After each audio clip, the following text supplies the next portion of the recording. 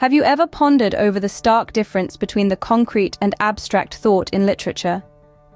It's a fascinating journey that takes us back to the roots of written expression, right into the heart of Hebrew literature. In the beginning, there was the word.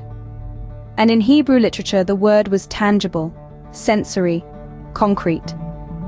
This ancient form of storytelling, deeply ingrained in the fabric of Hebrew culture, was grounded in the literal, the physical, the experiential.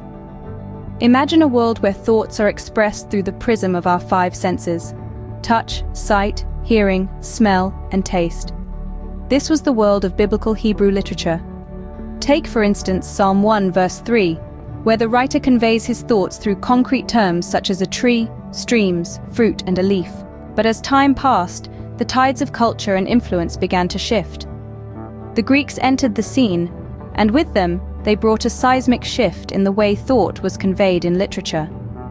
Hebrew literature, once unique in its concrete expression, was gradually assimilated by Greek culture. The Greek-speaking Jews, known as the Hellenists, began to express thought in a different form. Enter the era of abstract thought, or the opposite thinking. This new form of literary expression allowed for the understanding of concepts that were real, like freedom or vulnerability, but were not directly tied to concrete physical objects and experiences. Consider Psalm 103, verse 8.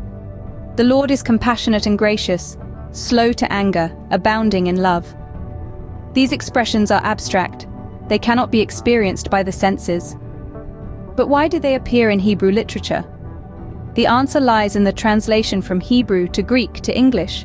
In Hebrew, the word for anger is ap, pronounced orf, which literally means nose. The phrase slow to anger in its concrete form would have been slow to nose.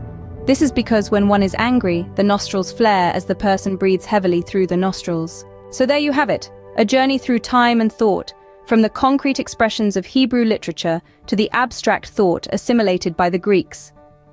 It's a fascinating exploration of how the evolution of language and thought can shape and transform literature over the centuries.